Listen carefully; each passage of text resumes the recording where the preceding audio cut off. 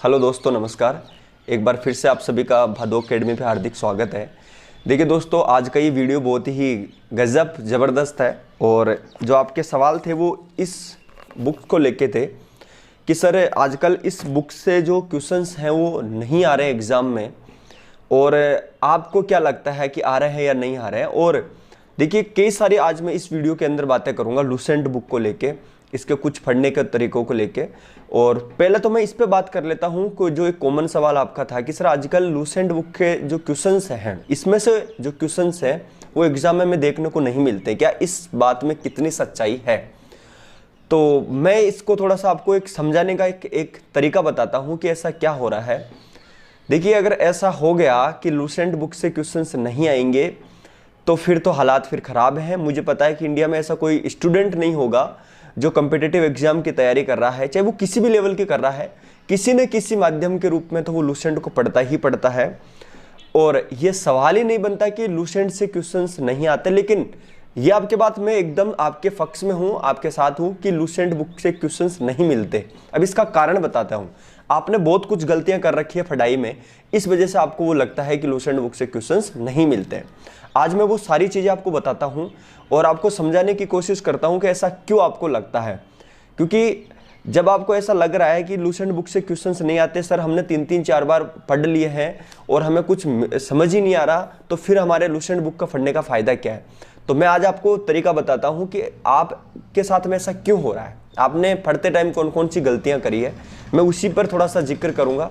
और ये important video आप इसको एंड तक देखेंगे तो डेफिनेटली आपको थोड़ी चीज़ें समझ में आएगी। साथ के साथ में मैं आपको कुछ तरीके भी बताऊंगा पढ़ने के, अगर इस वीडियो में थोड़ा मुझे समय मिला तो। लेकिन सबसे पहले हम इस पॉइंट पे बात कर लेते हैं, क्या ये बात कितनी सच्चाई है कि लूसेंट बुक से क्वेश्चंस नहीं आते, और इसको आप अगर नहीं आ रहे हैं तो क्या हमसे गलतियां हो रही है, और आ रहे हैं तो हमें क्या करना चाहिए और किस तरह से इसको पढ़ना चाहिए। देखिए मेरे दोस्तों, बात यह है कि इसमें कोई शक नहीं है, कोई दोहराई नहीं है कि लूसेंट बुक अच्छी नहीं है। नो डाउट लूसेंट बुक बेहतरीन बुक है, और मैंने ऐसे स्टूडेंट्स भी देखे हैं जो आपके सिविल सर्विसेज की तैयारी करते हैं और भी पीसीएस लेवल की भी तैयारी करते हैं। वो डेफिनेटली फैक्ट के रूप में, या ये लगा लीजिए 2% 3% जीके का स्कोर या 4% तक का अगर अपना जीके का स्कोर अच्छा करना चाहते हैं लूसेंट के माध्यम से, तो डेफिनेटली वो इस बुक को पढ़ते हैं।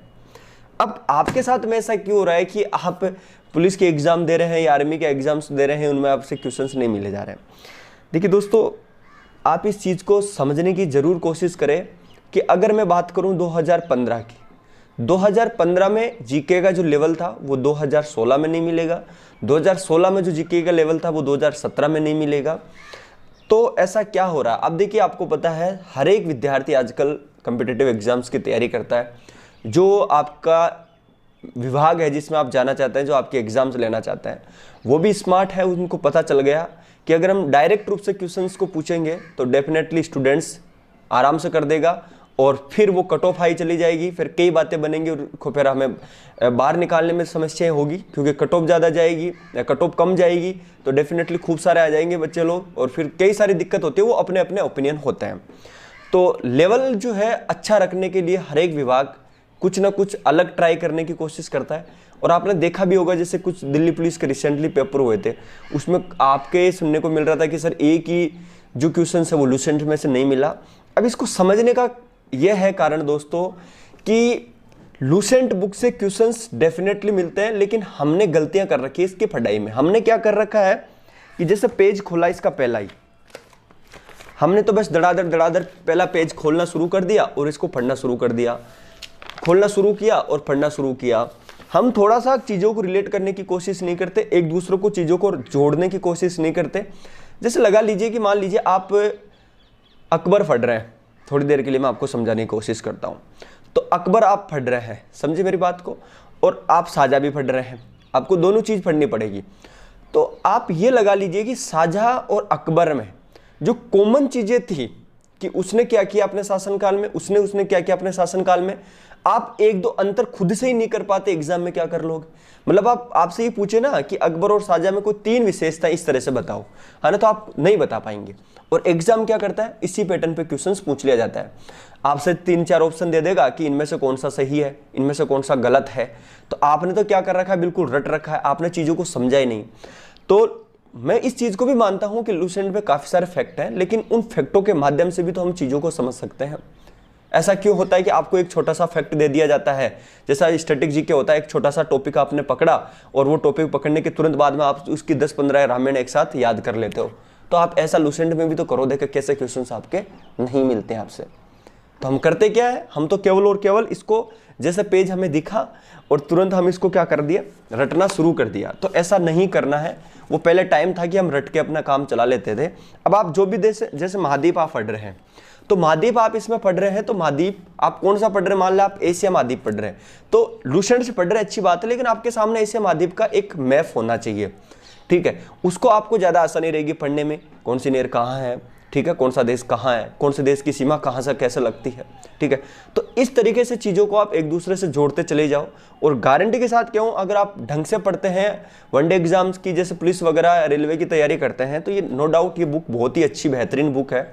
और अगर आप आगे की अच्छी तैयारी करते हैं तो फिर इसको तो पढ़ना ही होगा फैक्ट के रूप में, साथ के साथ आपको फिर अदर बुक भी पढ़नी पड़ेगी, समझे। तो ऐसी गलती नहीं करनी है, चीज़ों को जोड़ जोड़ के आपको समझना है। अब वो रट्टन विद्या वाली जो बात है वो नहीं रही है, अब आपको चीज़ों को समझना पड़ेगा।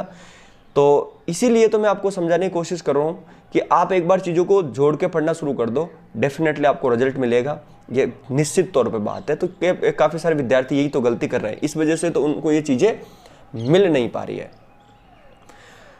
एक चीज़ मैंने और देखी, कुछ विद्यार्थी जो क्या करते हैं कि जैसे आज आपने लूसेंट बुक पढ़ ली है, ठीक है, तो इसका शेड्यूल इस तरीके से बना लीजिए कि जैसे आप हफ्ते में 7 दिन होते हैं, तो आप ये लगा लीजिए कि आप सोमवार से लेकर शनिवार तक चीज़ों को पढ़ेंगे।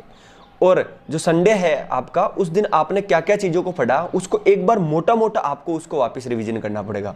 यानी सोमवार से लेकर शनिवार तक तो आपने चीज़ों को मैप के माध्यम से, जहाँ जहाँ मैप की जरूरत पड़ी वहाँ के माध्यम से आपने अच्छे से पढ़ा, एक दूसरे से चीज़ों को जोड़ के आपने पढ़ लिया।